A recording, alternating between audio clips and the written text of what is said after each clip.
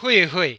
It's louisity again, and for this video, I'm gonna be doing a reading vlog of Sing Unburied Sing by Jesmyn Ward. Hoorah! So I've been seeing this in different videos in BookTube for years now, and I also know that my fellow BookTuber or aklatuber Weena Wonders also read this. I'm gonna be linking her channel down below. So yep, finally the time has come, and I'm gonna be reading Sing Unburied Sing. So let's begin.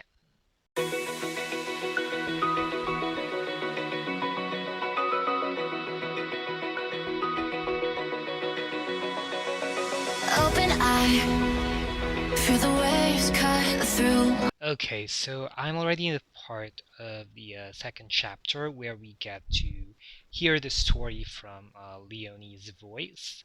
Now, so far, I get to see how sad, this family's life is, from Jojo growing up in rural Mississippi, and how he's dealing with a lot of family issues. And yeah, it's just one of those sad stories, I have to say. But it wasn't overly dramatically portrayed, which is pretty good for my reading experience.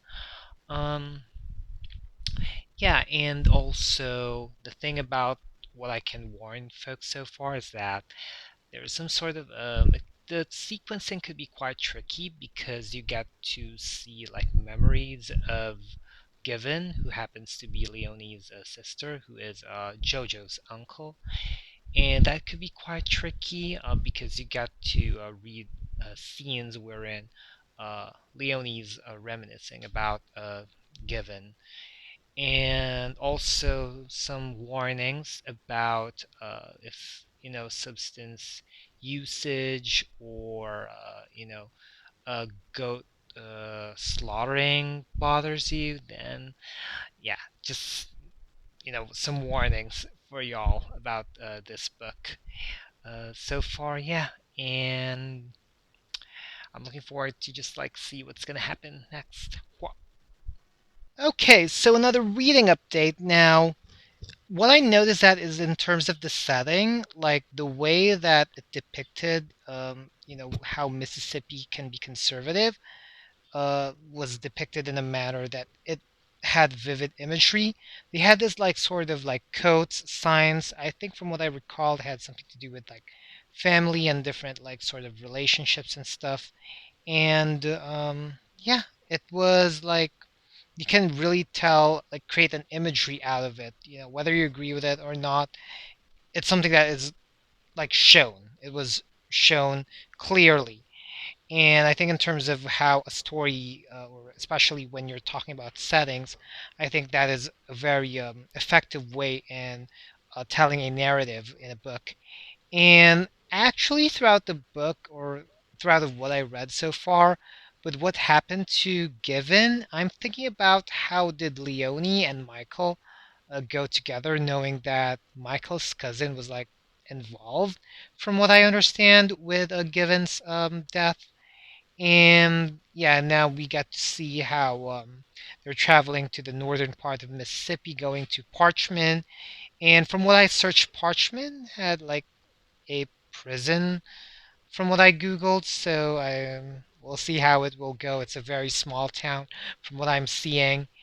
And also, just a little warning for y'all folks: the way that the narratives were sequenced here were there were a lot of flashbacks, for Leonie's voice or Leonie's narratives. You get to see her memories of Given, and then also um, with Jojo with his stories from his grandfather. So there's some sort of flashbacks. It might be something that you need to take time and analyze, and how it will be connected, and how how they really make sense in the overarching narrative. So that is something that people should think about if they're going to approach this book, if they're going to read it. And also some warnings as well, because from the last part of the third chapter, there is some physical child abuse involved, so if that bothers you, yeah, maybe you can skip it, but yeah, I'm not sure if it has something to do with the overall narrative. But I think maybe the goal here is to really depict how, how sad and like miserable the situations are, which, if it is something that you might have concerns in reading, maybe that is something that you can skip. But to me, in terms of my reading experience so far, I think that it it does contribute to the whole narrative, not necessarily in an intense manner, but I do kind of like sense where it is going, like how this is the place where Jojo is living, and I'm definitely intrigued about how like some of my other questions will be answered, like with Michael and Leonie and what awaits them in Parchment. So we'll see what other things are we going to discover about the situations and circumstances that these characters are facing. To be specific, the ad that they kind of mentioned said protect life. So, I kind of already had a picture of it, and it was like vividly done in my experience. And also, I really wonder more about how Michael is as a father because, like, JoJo shared like stories about like video game consoles and stuff. So it did kind of remind me during like the late '90s with a family computer. I don't know. I just had that like sudden inkling, like sudden memory of it.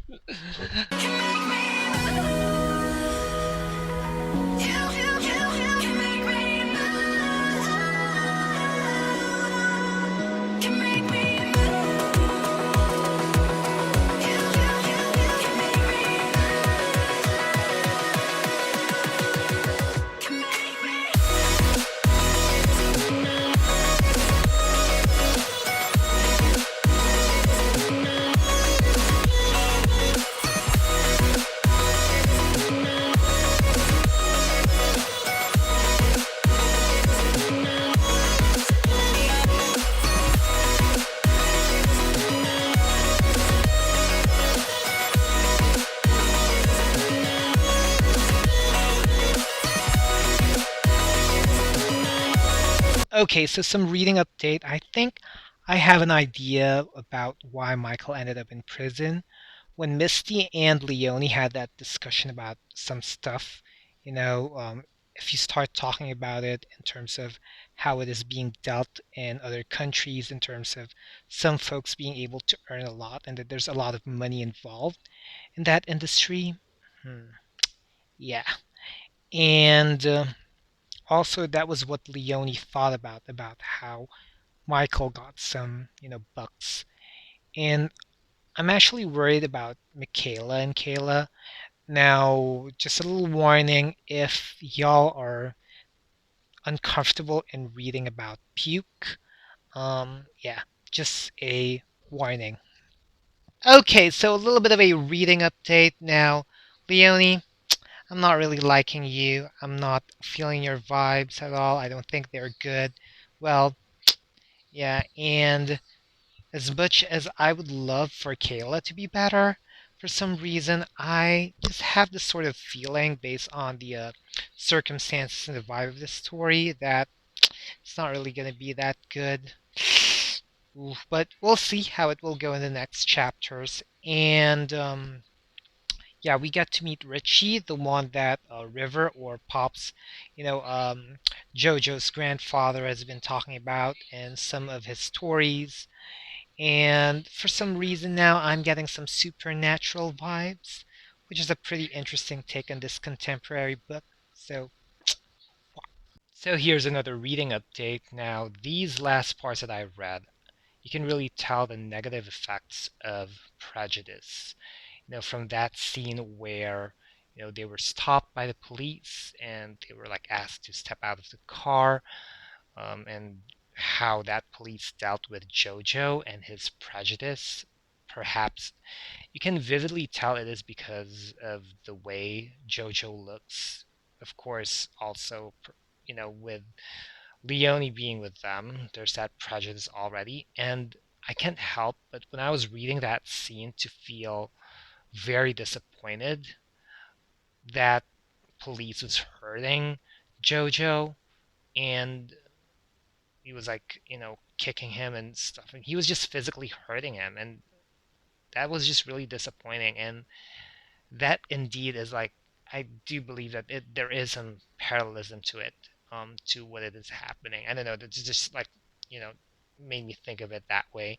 And then that story that Richie told Riv, where River kind of like, which is, by the way, River is Jojo's grandfather on his mother's side, Leonie's dad. So Richie told River a story, or Pops, and you know told about how this like black man was like sort of had an encounter with Sunshine Woman, and this Sunshine Woman called like a mob of people because like Sunshine Woman told her husband that you know uh, this black man like harmed her, and that was like okay. And then like the mob scene, that was just like really, I don't know, that was just like so disappointing as well to read in a manner where the situation itself is disappointing. Um, and then also, yeah, reading that part where they had a meal with Michael's family, and how Big Joseph and Maggie. Well, Maggie was still kind of like toned down about it, but you can really tell that she was doing it out of courtesy. But Big Joe is like really has a lot of these prejudice that doesn't make sense, and that's why I think like if I were to be in that situation, I think that it's just going to cause a lot of rift, and it's not going to be the best. I think that so far these parts vividly created an imagery of how, like I said, how negative effects of prejudice. And um but I think that's the thing, like as a reading experience in terms of unleashing emotions, that's what I look for in a book. I think that especially those scenes did it really well. So yeah. And oh, by the way, going back to Kayla, or Michaela, I think she is physically fine, so which is pretty good. She got better. I'm definitely curious about Richie's revelation, if he will be revealing anything. He kind of mentioned in like some of the pages that I've read so far again about River not really saying the story fully to Jojo. So I'm just wondering, what will it be? What is it? What are the missing pieces? Hmm. Very intriguing, actually. Like, I would like to know what are the missing pieces. Make it last forever. Stop in time. Yeah, I'm surrendering. Hold tight, hold tight. Chemicals collide. Hold tight, hold tight, hold tight. Dripping lights paint the skies, all because of you. Dripping lights paint the skies, only you. So I just finished reading Sing Unburied Sing. Now I'm just going to rest a bit and then tell in the next clip my overall thoughts. So I just finished reading Sing Unburied Sing, and I would have to say that overall I like my reading experience. Now what I like about it is that there are definitely deep themes that were like talked about in this one, but they weren't necessarily tackled in an overly dramatic or overly sensationalized kind of way. Sometimes those are okay as well because they evoke emotions, but I think it's also good to read something that is, serious, not overly sensationalized, but you can definitely tell or feel the emotions out of it, the heaviness.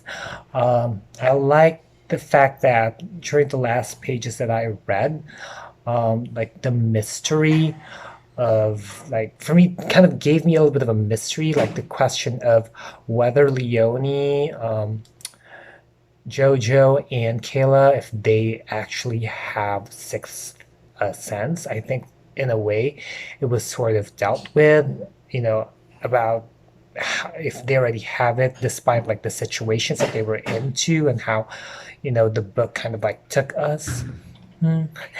And what else did I like during the last part? Yeah, I just think like it wasn't something that was like super suspenseful, but you can still feel something wherein there's that intrigue, that it was still pretty good, and you still like it still would make you interested. It captivates you basically. Um, and the only thing that for me that I felt like should have been in the narrative, and I felt like it should have been like tackled in some way. Um, I know that Leonie had this sort of teenage love with Michael, so I'm definitely interested in what made them still go together, despite Michael's cousin shooting um Given, who happens to be Leonie's brother. So I felt like the book could have told us the reason behind it. Just to, I think that it would be clearer. I wish that it was explained whether it was just really out of, they still went through despite that, like they just went through despite that. I hope that it was explicitly said. That way we have a better, for me, there is a better understanding of the overall situation and narrative.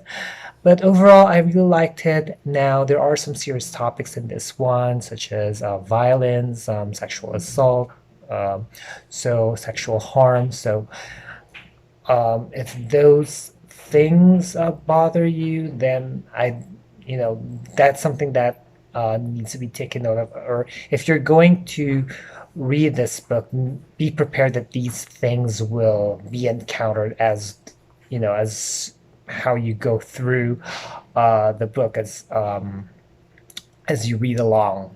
So this book to me, while I personally liked it, and like I said, if the things that I've said that I really like, if those are the things that you are looking for in a book, in a narrative, then definitely this is going to be a book that would satisfy you, or probably would even blow you away.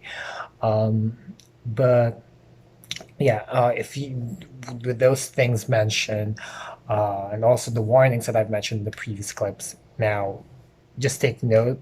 If you would like to read them, you have to be prepared to read and encounter these things, because basically this book deals with serious topics or heavy topics, and yeah, it it's kind of like an incongruous way of dealing with the situations of what was happening with the characters. I felt like this book could be considered as a character-driven one, but what I like about it is that we get into the situations and circumstances of these characters. It could be quite tricky at times, but overall, I felt like it wasn't something that I felt like, okay, what is happening? It felt like I knew what was happening. I was being really stored into the setting and the story. So yeah, so good job. I think it was pretty decent. I think I'd give this book 4 out of 5 stars.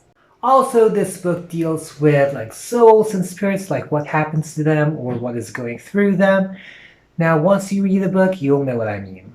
So I guess that's about it. If you made it this far, leave in the comments #pensive, because we are being pensive throughout this book, thinking about a lot of things. So I guess that's about it. If you folks like this video, be sure to give it a thumbs up. Also, click that subscribe button and hit that little bell icon somewhere down there to keep yourselves posted about my videos. I'll also be putting down links and handles of my social media accounts, so feel free to check me out and follow me there as well. As always, thank you super much for watching. Always be thankful and unleash the reader in you. Bye, y'all.